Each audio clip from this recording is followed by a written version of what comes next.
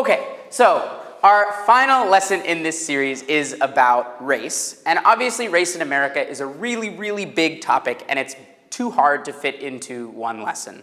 So we're going to talk specifically about schools and race, and mostly about school segregation and school integration in the United States. A lot of these lessons, so for example, class and poverty, gender, immigration, we can talk about the Czech version and the American version. We can talk about the differences and the similarities. This theme is like very, very American. But I think that we can still learn good lessons from it, and it's important to teach about it in lots of contexts. So, our question of the day is actually not a question, it's going to be an activity. We're going to go into the hall to do it. So just be careful, listen to the instructions first, then we're going to go into the hall. This is our activity. You're going to stand in a line in order of your birthday. And you cannot speak. And you cannot write anything down, okay? You can use your hands, you can use your hands, basically. That should be the only tool that you're using. So, when we go outside, the door will be January. So if your birthday is in January 1st, you'll stand like right next to the door. If your birthday is on January 10th, you'll stand like here. If your birthday is on February 1st, you'll stand like here. So we're going to try to do this in, I think I said 5 minutes. Maybe 3 minutes might be better. So we're going to try to stand in order of birthdays with no talking. Any questions? Let's try to have no talking on the way out, and let's try to be careful of the camera equipment, okay?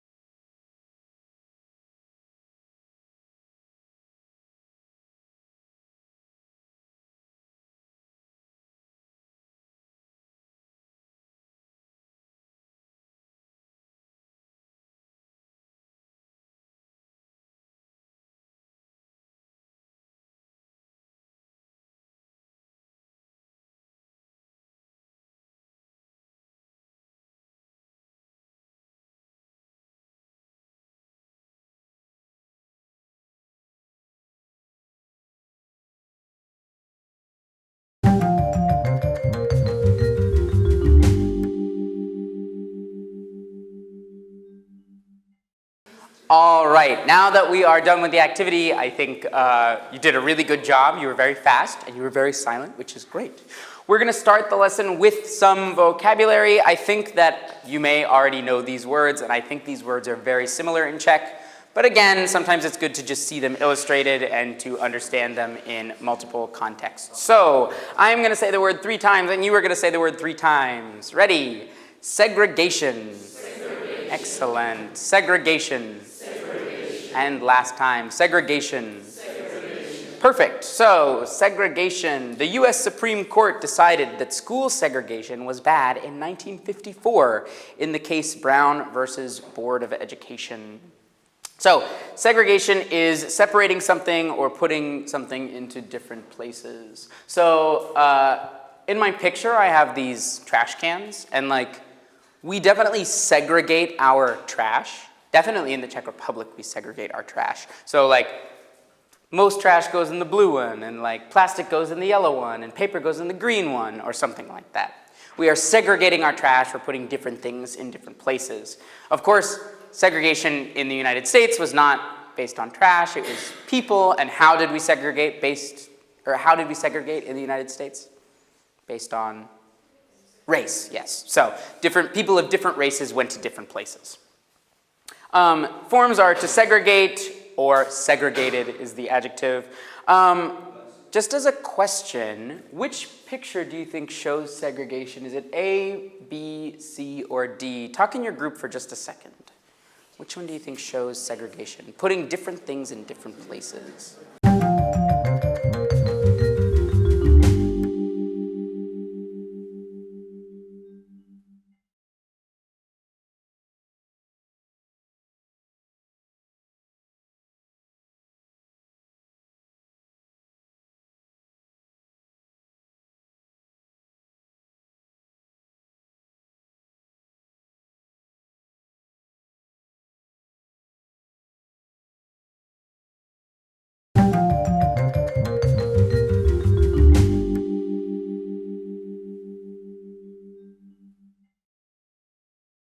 All right, who thinks that A is an example of segregation?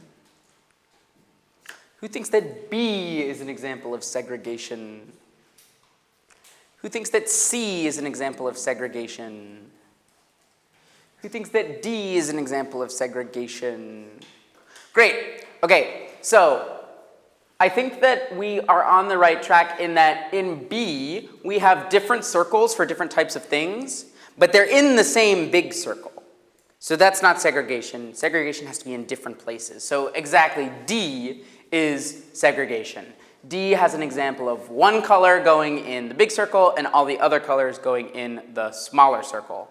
A is not a good example of segregation because that would be like if, we put our paper trash into this trash can and then all the other trash just goes on the floor. It doesn't have a place. So, excellent. D is an example of segregation, putting different things in different places. And in Czech, it is segregace. It's the same. So, our next word is pretty much the opposite of segregation, and I'm going to say it 3 times. You're going to say it 3 times. Ready? Integration. Integration. Well done. Integration. Integration. And last time, integration. Integration. Nice. So, to integrate schools in the 1970s, school systems bussed Black American students into white neighborhood schools. We'll talk about this a little bit more in depth, but at some point, the US government says, no, we need integration, and they put a lot of students on buses and drove them really far into mixed race schools to try to get them to integrate. Integration is mixing people that used to be segregated. This is important. People that used to be segregated. You don't have to do any integration if there was never segregation. So, similarly to segregate, we have integrate. Similarly to segregated, we have integrated. Knowing what we know now, do we think A, B, or C is an example of integration? You can talk at your table. Which one do you think is integration? A, B, or C?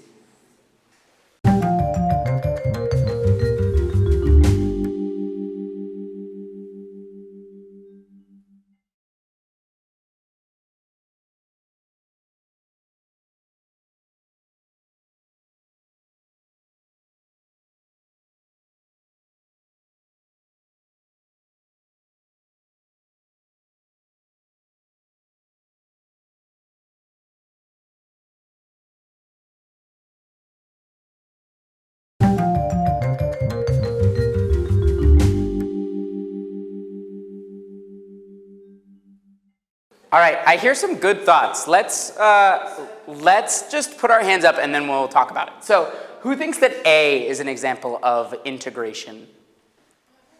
Good. Who thinks that B is an example of integration? Who thinks that C is an example of integration? All right, so we have a mixed class. Some people think B, some people think C.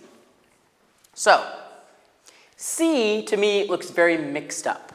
So, it almost looks like we have a school, we have many different people in the school, the many different people in the school are mixed around, they have been in this mixed school for a long time.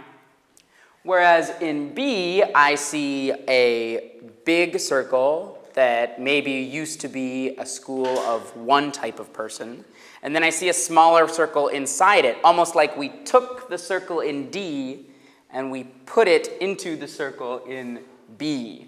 So actually, B is the example of integration. When we look at our definition, we see that mixing of people who used to be segregated.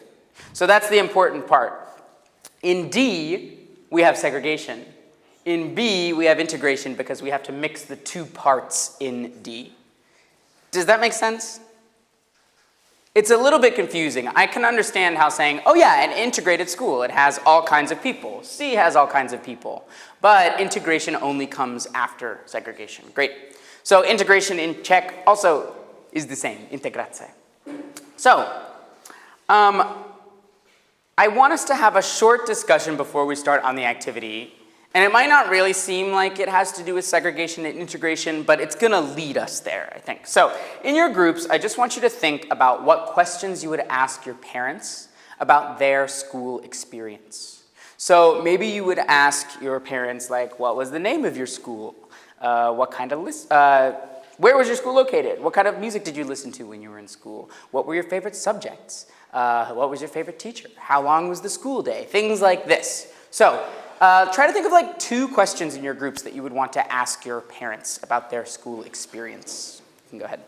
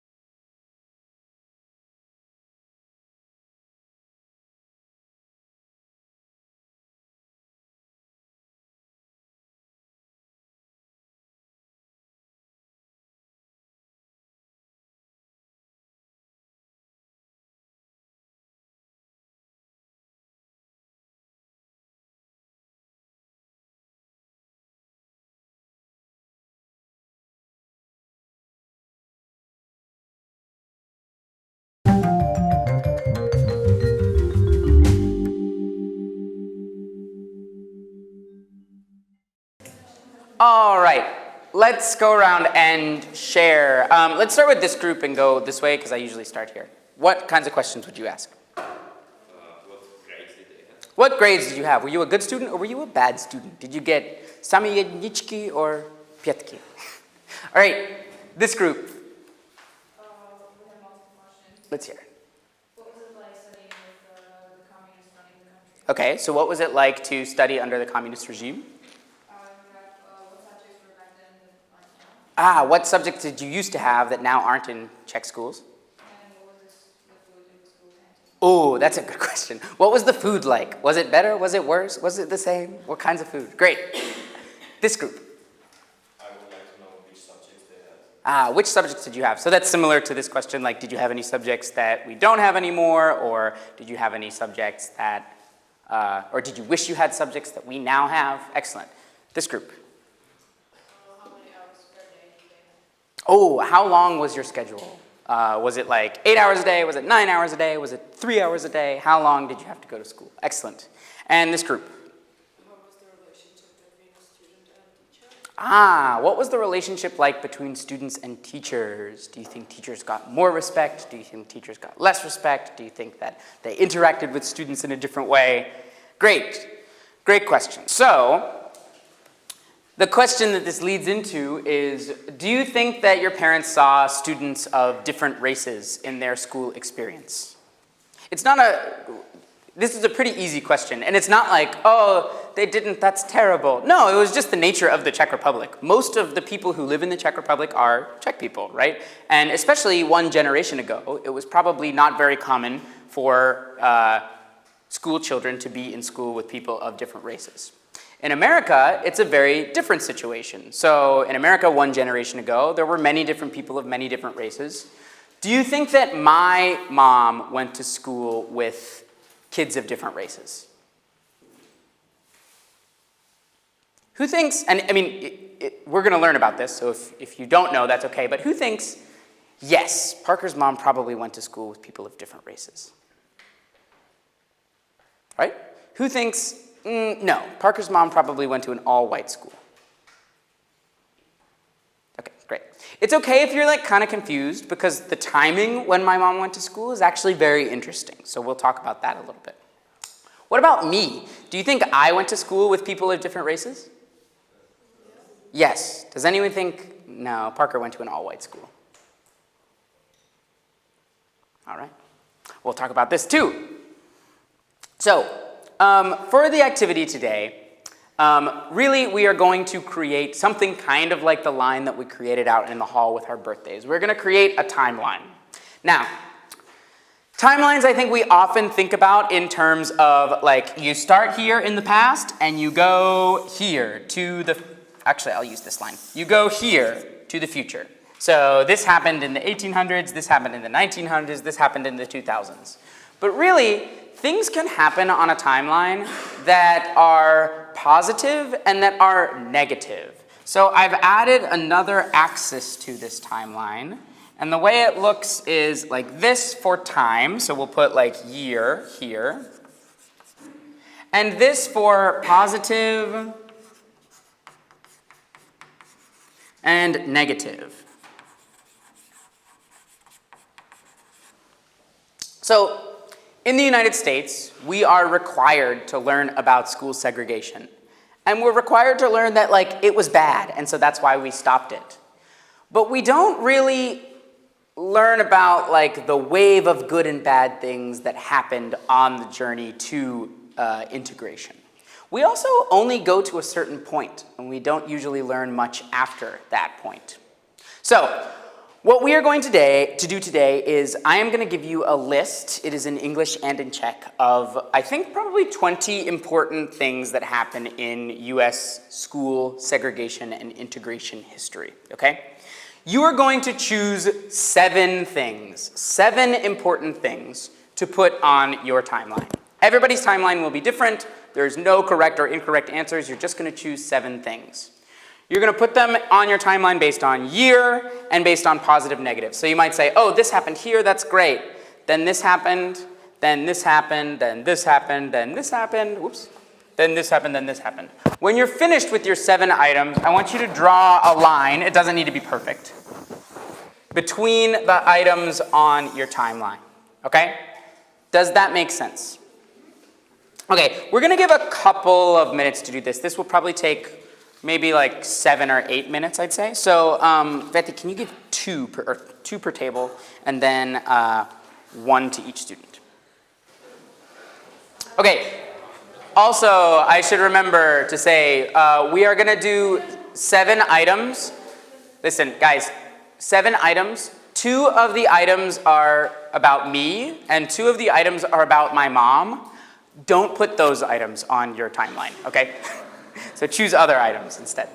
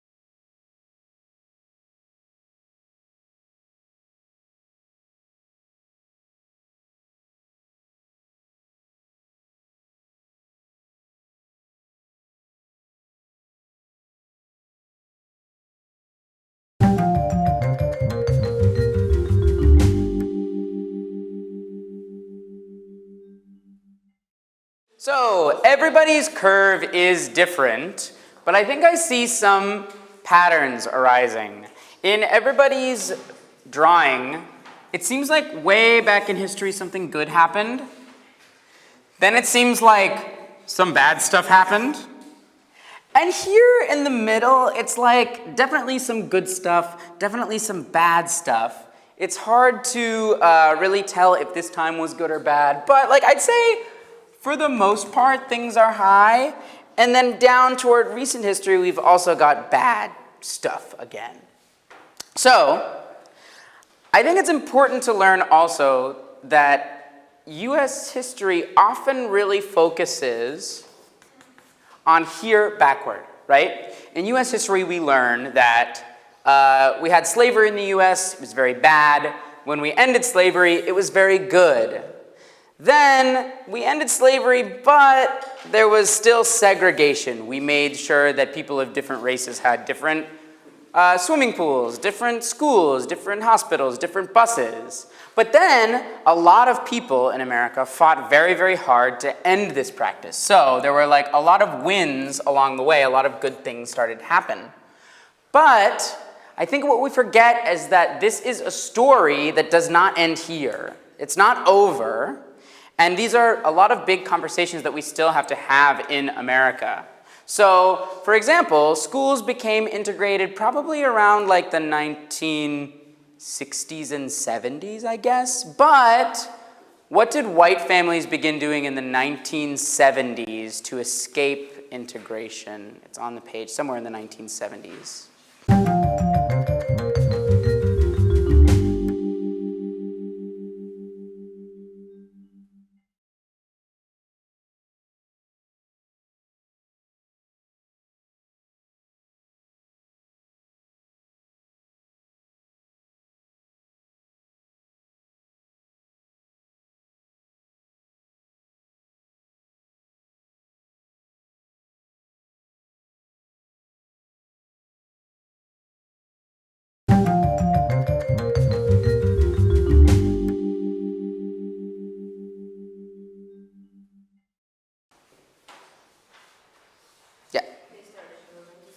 Exactly. So they started moving to suburbs. You had a city that had like some white people living here, some black people living here. They said, okay, this is the school.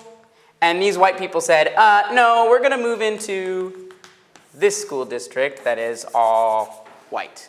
So technically, by policy, these schools are integrated, but in practice, really only one type of person goes to this school. So we don't really learn about this part of US history and this part of the integration story.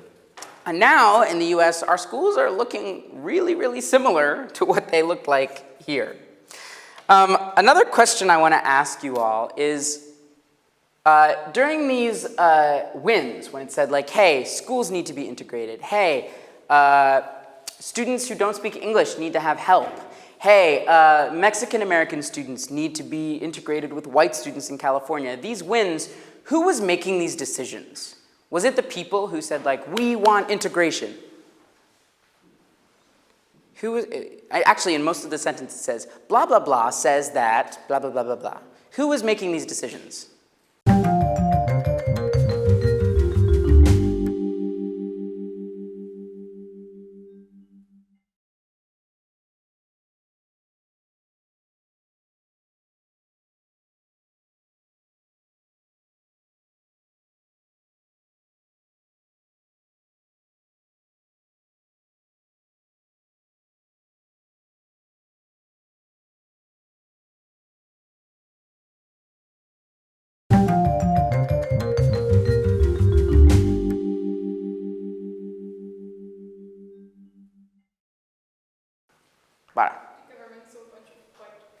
The government, okay, so this is good. Yeah, most of the members of the government were white at the time, but it was the Supreme Court. It was a very small group of people. And it was a group of people that said, like, the law should be this. This is what fairness should look like. Do you think that people were happy about this? Probably not. In fact, they moved to the suburbs because they were not happy. I think also we're very tempted when we learn about school integration to learn that like segregation, bad, integration, good. Everyone was so happy when integration happened, but that's not true. In these images, we really see that people did not want integration. They wanted things to stay the same as it was. So like, you know, some of these signs are really, really disturbing or disgusting. But it's important to realize like this is what people felt back then. And often in America, we try to have conversations about race, and people react in very emotional, very angry, very stuck ways, I think. So it's very easy for us to think about like these lessons and how in the end we were successful. But lots more has happened. So I want to go back to the last question. Do you think that my mom, who started high school in 1979, do you think she went to school with people of different races?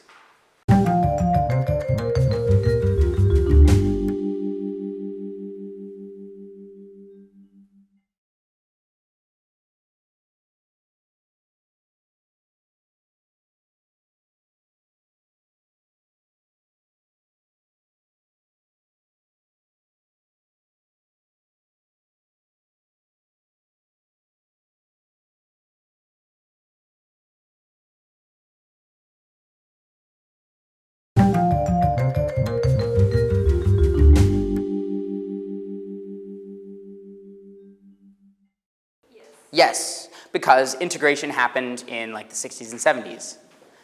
Actually, my mom lived in an all-white community. So yes, technically, on paper, her school was integrated. It was not a school for white people or black people. Her school was just a school, but 100% of the students were white.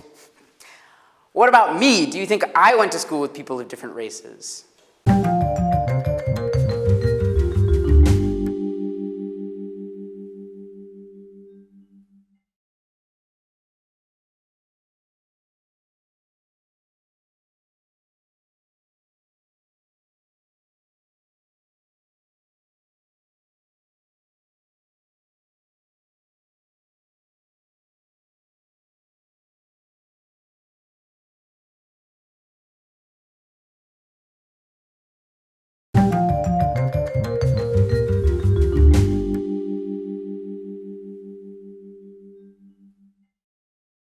That's a really good idea. So Radek is saying, like, no, these school districts are already drawn, so you probably lived in an area with a lot of white people, and so you probably went to a school with all white people. It's a really good idea, and for a lot of people in America, it's absolutely true. For me, it is not, but I think it's important to look at the way my city looked and the way my school looked. So Memphis is kind of shaped like a triangle. And most of the black people in Memphis live in the north part and in the south part. And most of the white people live like in this like belt. So it's important though to know that the city of Memphis is one of the only cities in America that is majority black. So about 60% of the city is black. And about 40% of the city is white. So you would think that my school would be 60% black, 40% white, but that's not the case. My school was located like here, and so the people it served were here. And so my school was about 60% white, 25% black, and the rest was like people of other races, like Asian people or Hispanic people or Middle Eastern people who maybe didn't fit into these two categories. So the easy answer is yes, I went to an integrated school. I went to a school with people from different races. I went to a mixed school, and a lot of people in America have this experience. And I think it's a really good experience to go to school with people who look different than you. But my school probably should look a little bit more like this and a little bit less like this. And the reason it looks like this is because of the policies that we choose. Actually, like Radek said, like kind of the places we choose to live, the ways we draw the borders around those schools, and the results that we want to see from those. So I do want to end with this. The US is not like a super racially divided, hateful place. Obviously, we have had a lot of problems. It's really important to talk about these problems if we want to move forward from them. And this whole lesson has been talking about these problems.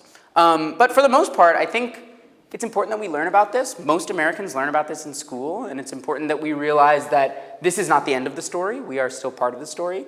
And what I really, really like is that we do see a pattern. Things go down, and then they go up, and then they go down, and hopefully they'll go up again. And I'd like to see them stay up this time. Okay, I do really want to thank everybody for your participation today. I think that these topics are sometimes difficult to talk about. I think they're difficult to talk about, especially in a foreign language. So thank you for spending all this time with me, for paying attention, for really being active, and I hope that this has helped you a little bit, or that you learned something new, and that you can use these lessons as you go forward. So thank you.